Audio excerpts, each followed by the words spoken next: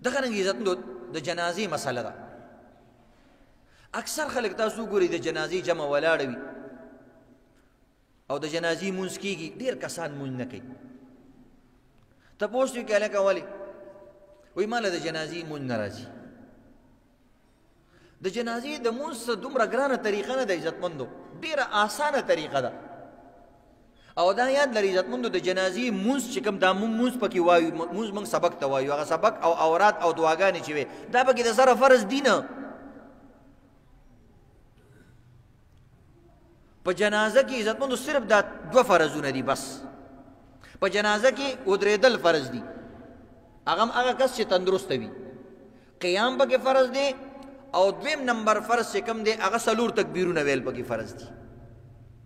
نو تاسو په خپله سوچو کې عزتمندو تکبیر چاله نه ورځي؟ د تکبیر معنی الله اکبر، تاسو له الله اکبر نه درځي. وړوکي ماشوم لم الله اکبر ورځي، چې مسلمان یې هغه الله اکبر ټکې خامخا ورځي، ځکه روزانه 5 وخته په اذان کې اوري.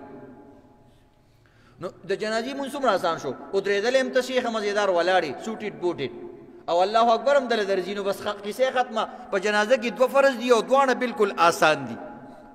نو ته ولې وایې چې د جنازې مونځ ماله نه راځي؟ نو دا فرض خو دې راټول کا کنه. او د جنازې مونځ په خپل هم فرض دی او دغه دوه پکې فرض دي او هغه بالکل آسان دي. څلور تکبیرونه چې کوم انسان جنازې مونځ کې ساده ولاړي او بس صرف ولاړ دی او داسې څلور ځلې الله اکبر الله اکبر الله اکبر الله اکبر صرف دی مو ویلې مونځ یو شو. البته بهتره او سنت طریقه دا ده او ښه طریقه دا ده چې انسان اول الله اکبر وایي، سبحانک اللهم دی وایي، هغه دله ورځي. هغه هر مونځ کې ته وایي، که دله نه درځي بس یو ځل وایي الحمدلله رب العالمین، سورة فاتحه پکې ووایه هم صحیح ده. نو یو الله اکبر یو شو. دویم الله اکبر دی درود شریف ووایه، درود شریف خو تعالی سم درځي، اللهم صل هغه پکې ووایه. چې دریم الله اکبر دی کو نو دلته صرف یو دعا ده او هغه ویل ما تاسو ته فرض نه د سنت طریقه ده.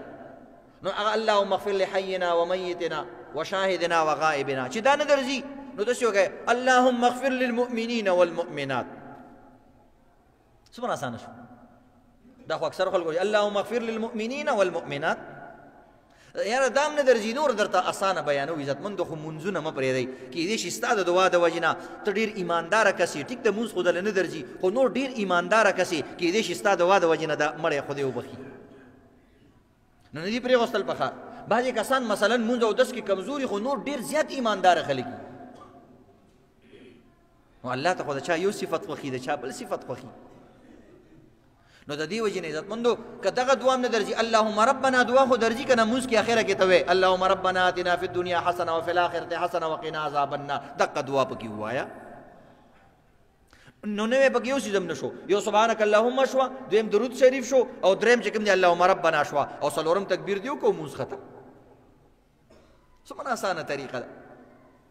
د جنازې مونځ مه پرېږدئ. کله ناکله داسې کار وشي عجیبه کار، هغه مړی ډېر بزرګ مړی وي، الله ته نږدې مقرب انساني ولی انسان وي، یا الله د هغه بخښنه کړي چې هر څوک دی خو الله یې بخښنه کړې ده چې کوم کسان د هغې جنازو کې الله رب العزت د هغې د وجې نه د هغوی مغفرت وکړي. نو دې وجې نه په وړو وړو بانو باندې عزتمندو بعض وایي کپړې مې ګنده دي. نو لکه ته دومره خیرن یې ګنده کپړو کې ګرځي، شرمېږي نه؟ ولې خیرن ګرځي، ولې ګنده ګرځي؟ او دسمات یې دې پکې کړی دی که څه چل شوی دی؟ ولې څه باندې خیرني؟ یو خیرني وي عزتمندو ټیک دی خیره پېشته مکروه خبره ده چې دې کپړو سره مونځ کې، خو فرض دې پوره کېږي مونځ کوه.